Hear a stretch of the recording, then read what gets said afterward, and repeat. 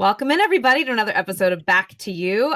Good to be with you guys. Good to see you, Panger Niner. And gosh, it's a crazy time in sports right now. So exciting, right? We got March Madness. Golf is heating up. Scotty Scheffler with back-to-back championships at the Players. Unbelievable. And the way he did it last week was so awesome. We got the Masters coming up in a few weeks. Hockey playoffs. My gosh, it's the best time of year. And spring. I love spring. Yeah, it is. I was over at in New York City on St. Patty's Day, and the night before, I just thought I'd go down to some wee little pub maybe and have myself a little wee dram of something before a TNT game on Sunday. And UConn was staying at the same hotel. And oh man, the whole band, the marching band, former coaches, you name it. Wow. I mean, I couldn't get out to the street either way out of this hotel. So I got a little bit of a sense, even though I'm not a basketball guy, to be quite honest with you, I got to be fully transparent.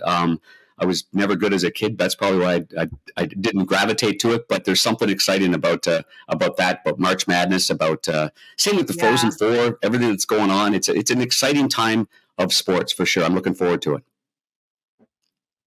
That's awesome. Yeah, Niner, you'll be wearing your Johnny O's gear for the next month, huh?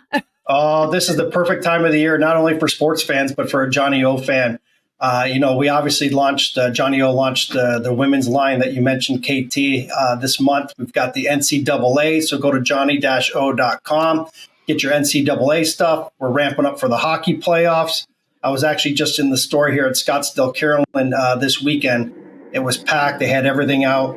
So not only do you have the golf shop, but you've got everything ready for the NHL, NCAA. This is the perfect time of the year. So please remember, Johnny-O. Type in the number 2, YOU, March for 15% off on the Back to You show, johnny-o.com. Show us what you got right there, Niner. You got a little hoodie right there, kind of a... Oh, nice, with the surfboards. Yeah, that's what... Got the surfboard. That's what Johnny O and the family first came up with it. On the sleeve. Casual wear, surf wear. Now it's morphed into all kinds of sportswear and leisure wear. And it's great. As they say, it's the West Coast brand. Nice little crisp morning like this morning. Put on a little hoodie and we're good to go. Yeah, that sounds great. A lot of PGA Tour players are wearing it too, which is awesome. And speaking of the PGA Tour guys, I know we're all fans of golf and we play golf, but I want to go back to what Scotty Scheffler did at the Players because winning the API and the very next week, he's dealing with neck issues. He battles through it. He wins the Players for the first time in the history of the Players Championship, 50 years, back-to-back championships. I am amazed at how he controls the game and his own game. But in a game where we all could have a terrible hole, a good hole, a great hole, a bad hole, 2 bad holes, whatever it may be, it just seems like he's never out of it. And he finds his way back in it. And I know Ted Scott, his caddy, does a great job keeping him in the right headspace. But I mean, how is that even possible? It's so impressive to watch. And what do you guys think? Because you guys are both avid fans as well. Yeah, first of all, the Players is just a remarkable tournament. And I know there's been a lot of talk without the live players participating in it that it can't be considered the 5th major. But I think the golf course is the 5th major. It's just.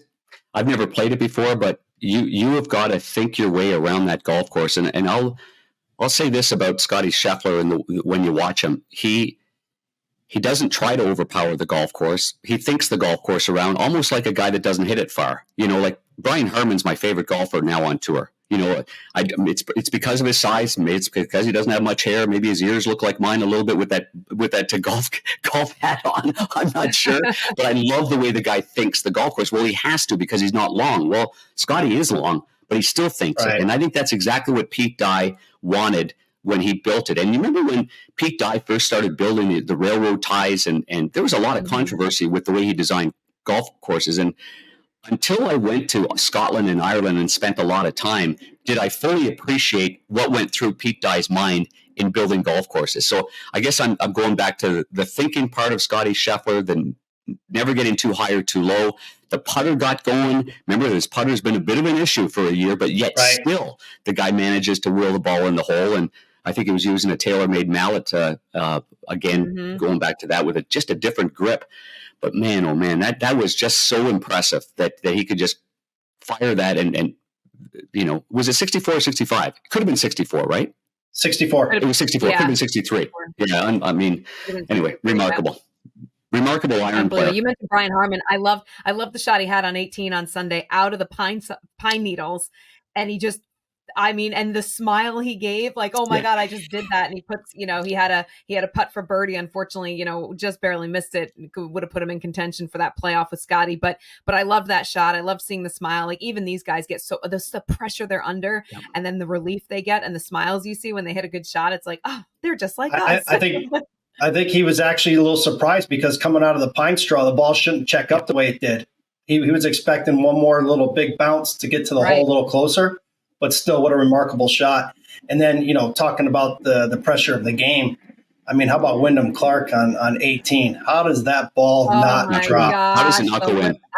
I don't know. The poor guy is probably still feeling that pain. That was gut-wrenching. Because his ball actually, similar to Herman's ball, stayed. And it stayed where it was. They almost putted from the same spot. Basically the same putt. Yeah, exactly, KT. I thought that ball was going to come back both on Herman and Wyndham Clark.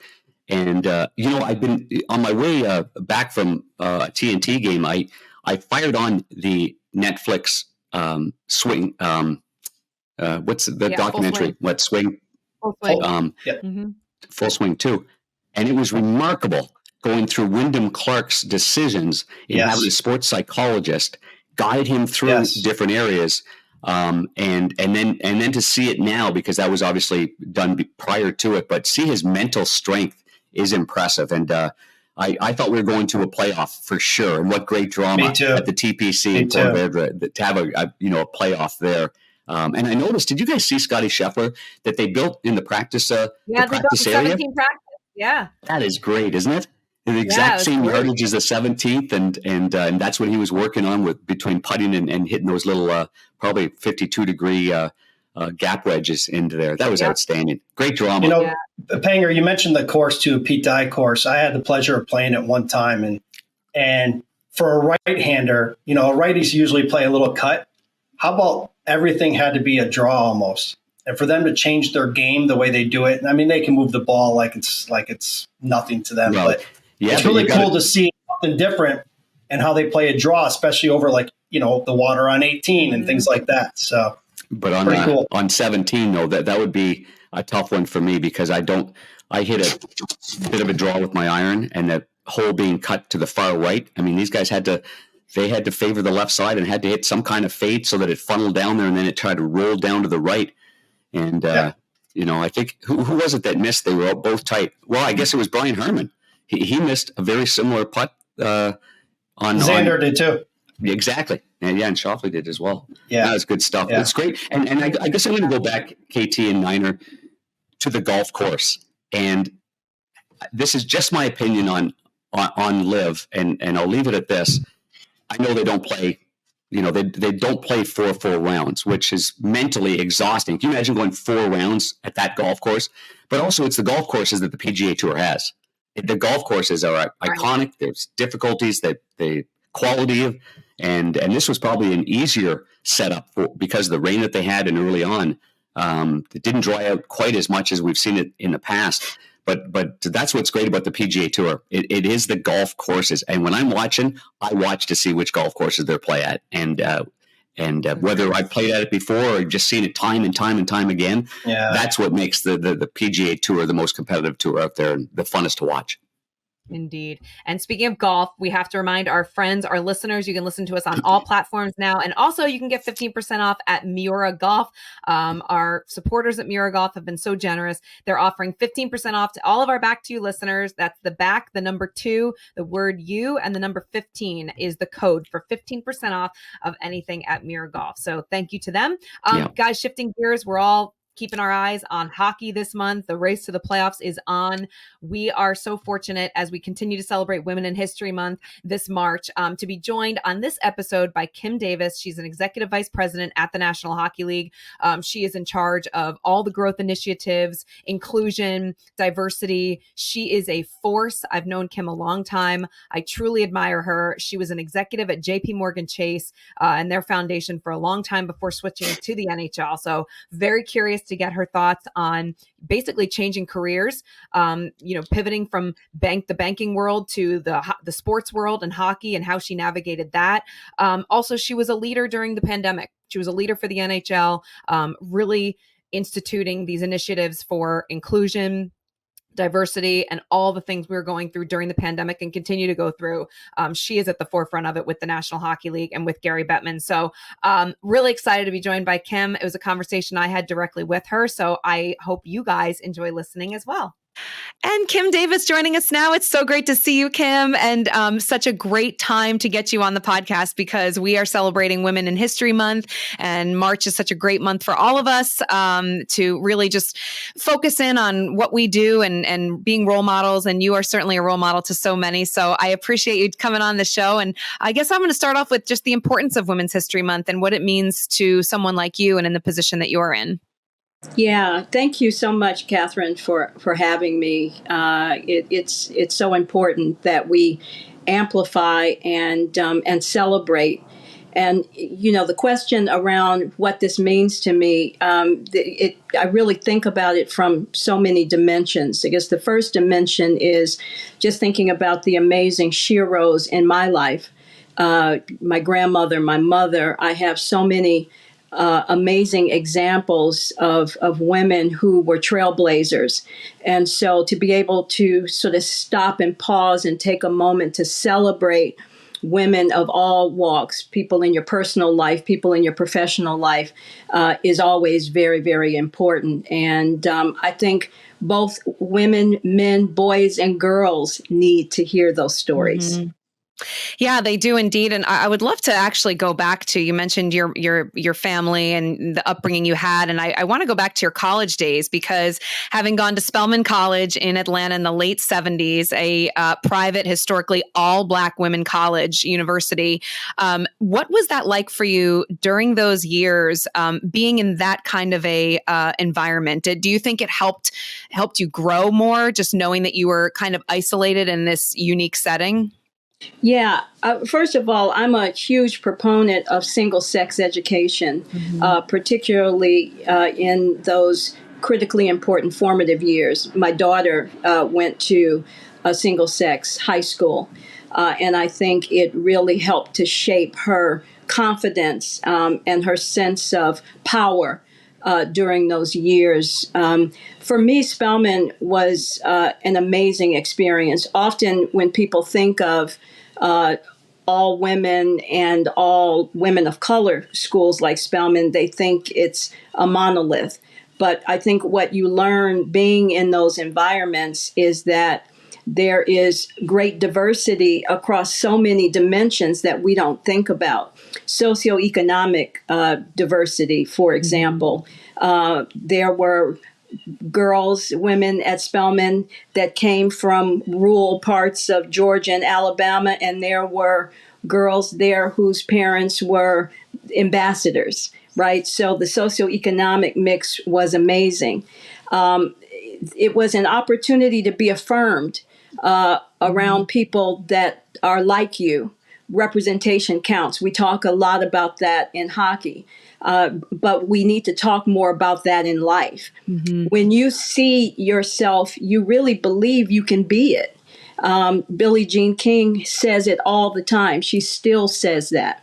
And I think that was an important aspect of my experience at Spelman, was seeing women that looked like me, competing with women that looked like me, affirmed me in my ability to work and to be with others that weren't like me when I came out into the world of work.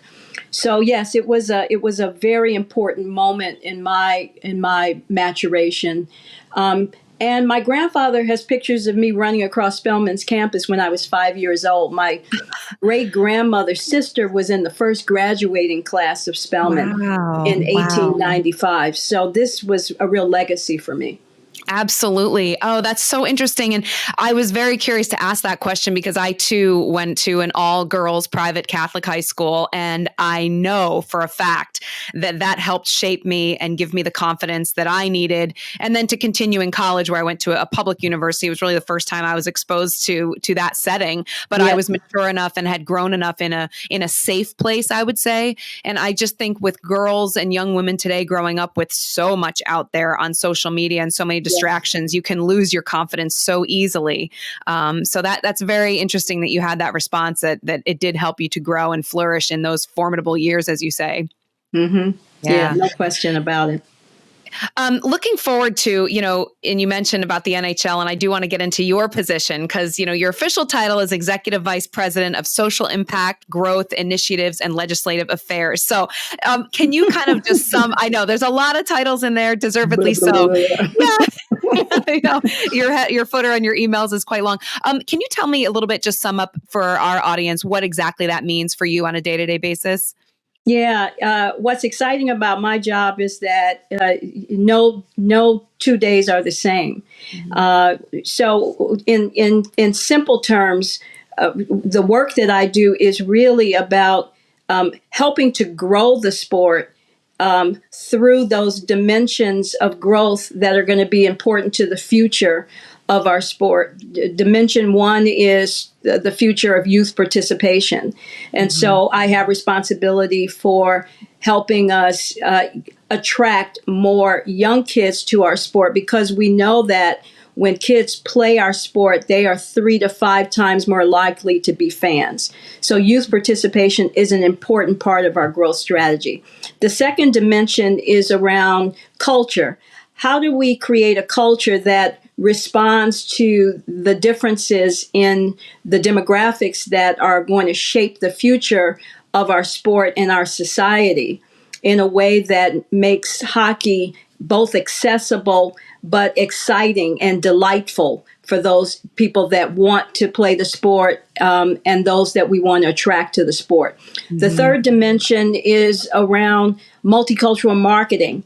How do we in an authentic way, develop the programming and the initiatives that attract these growth demographics? And what are the characteristics of those growth demographics? They are female, they are youthful, they are purpose-driven, they are tech-savvy, and they are multicultural.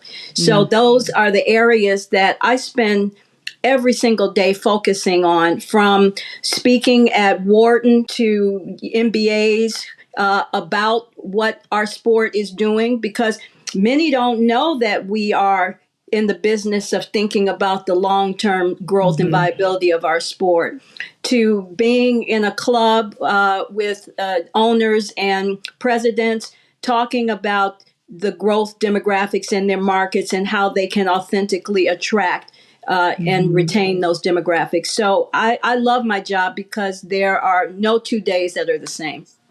No. And you're very busy. And when you talk about, the growth, and when you got to the league, was it 2017 you came to the NHL? December of 2017. That's right. How would you say the growth and the inclusion has improved and has continued to ascend in the years since when you first arrived and where we're at right now?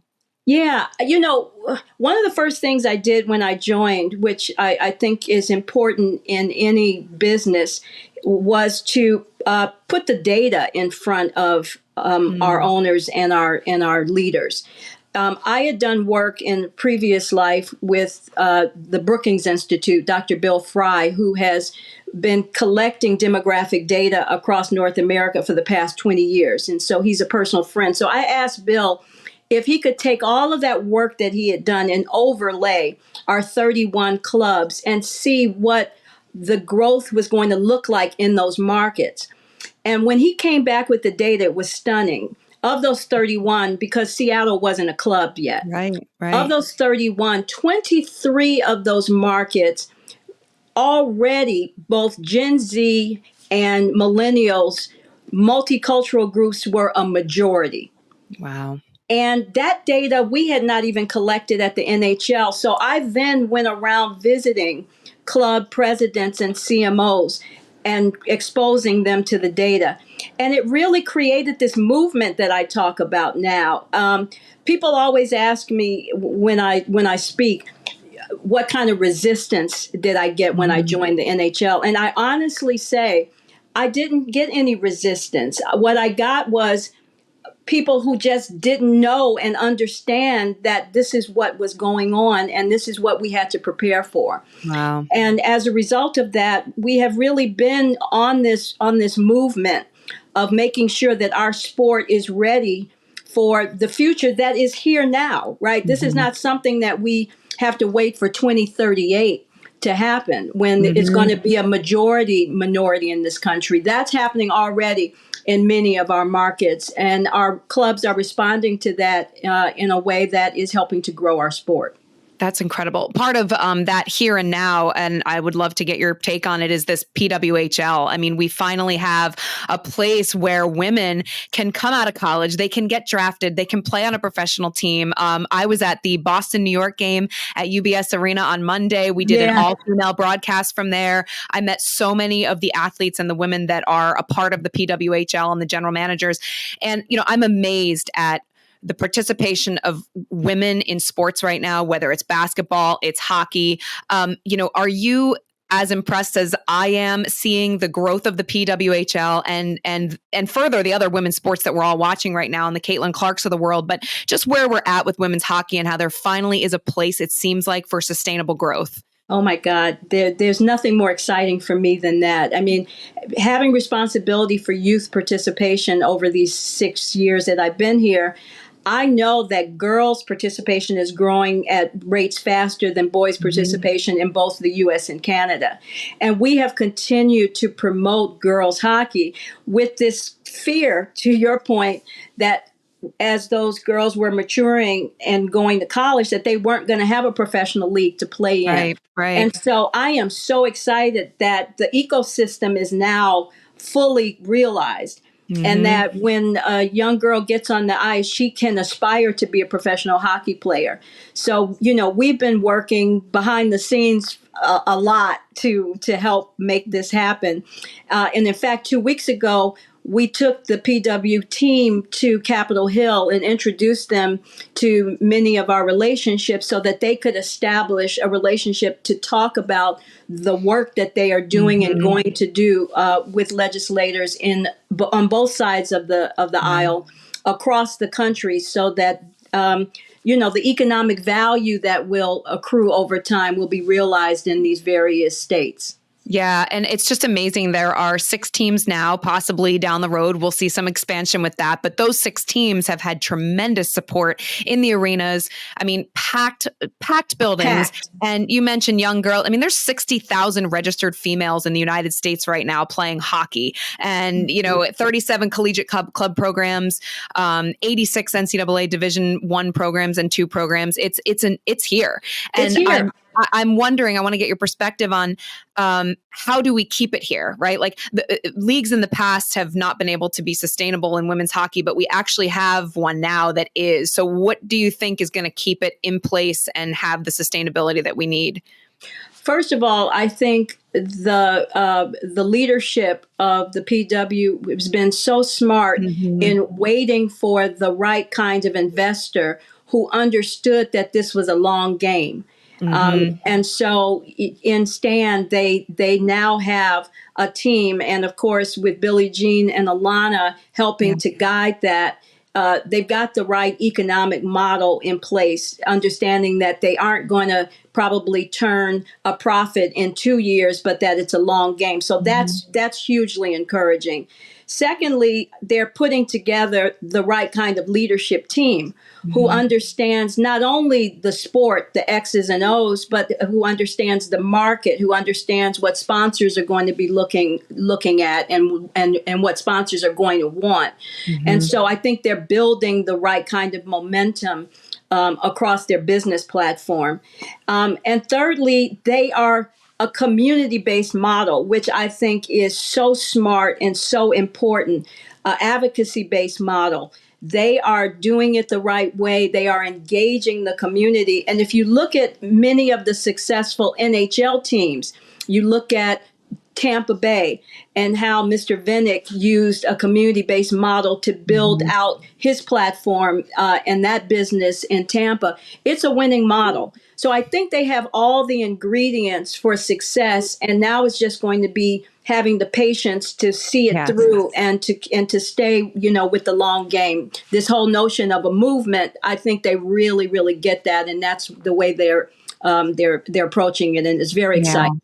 It is extremely exciting just being in that building and seeing those young fans and seeing the players. It was really awesome. So, yeah, I'm excited for what's to come with the PWHL. And I mentioned earlier you came to the NHL in 2017, but prior to that, talk about a career shift. You were at JP Morgan Chase as a director and also president of the JP Morgan Chase Foundation. Mm-hmm. How were you able to make such a huge leap to a totally new career opportunity? That can be very scary for certain individuals. And I would love to get your advice and your story on how you made that happen.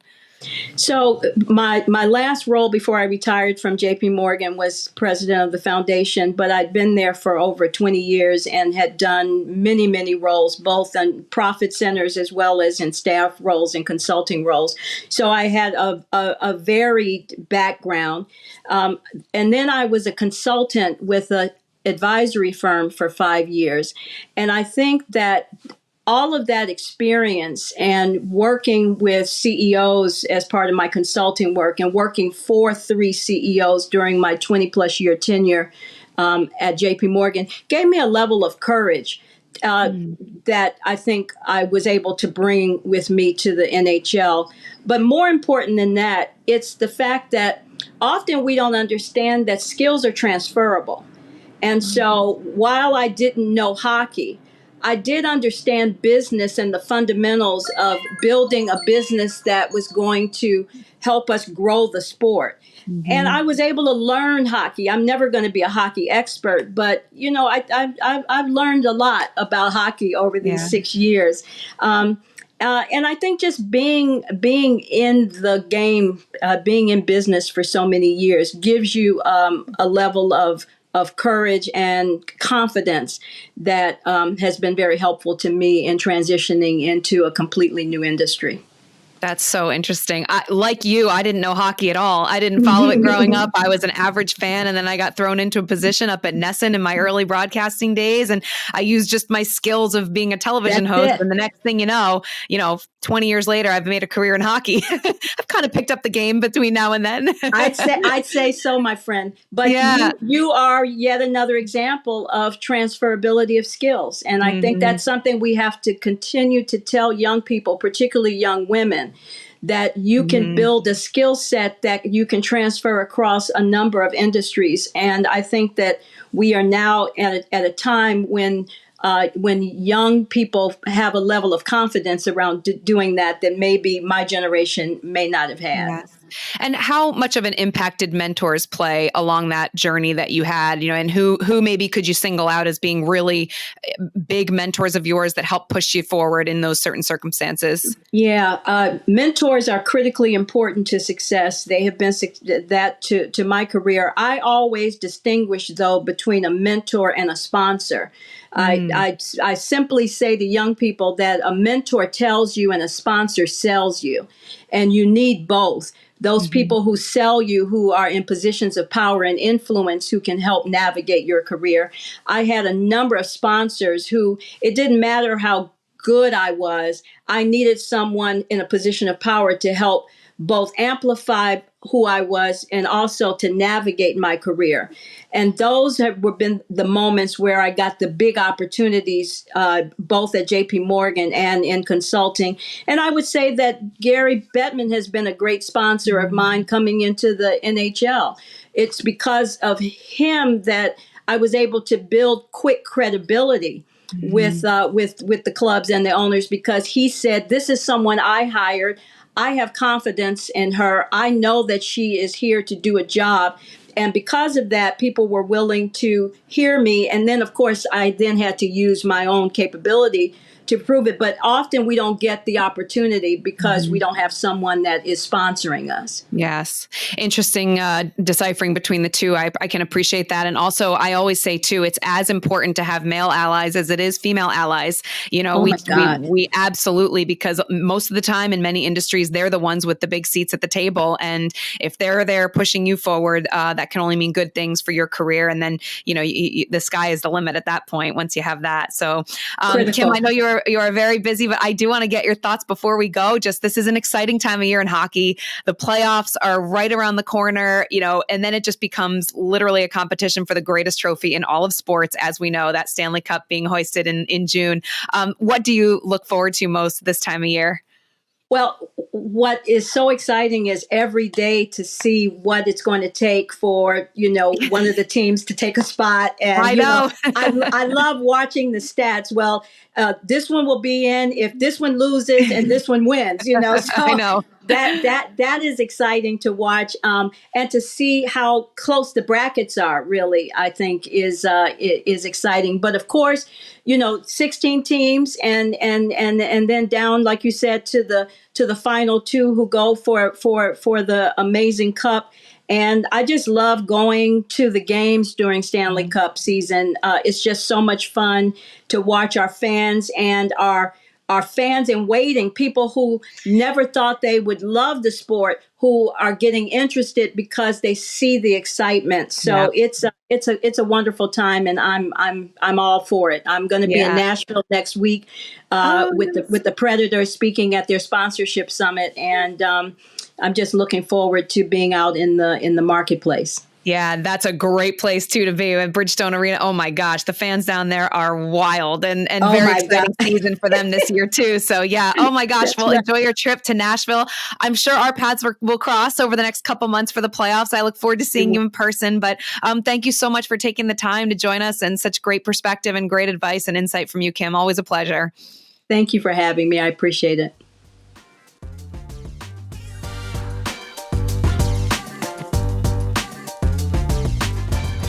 Well, gang, on this show, we like to showcase an event or a story which caught our attention as relates to an achievement featuring hard work and dedication of one's craft. That's exactly what Back to You is all about. This is powered by Miura Golf. And when you think of Miura Golf, you think of Katsuhiro Miura, the founder of Miura Golf, and he's mastered the art of steel. Take a look at this. That's hand forged, baby, right there. That's what this is all about. Every forged club is handcrafted at the factory in Himeji, Japan, where Miura's meticulous process and attention to detail highlight the family's unwavering pursuit of perfection. And if that isn't Back to You, I don't know what is.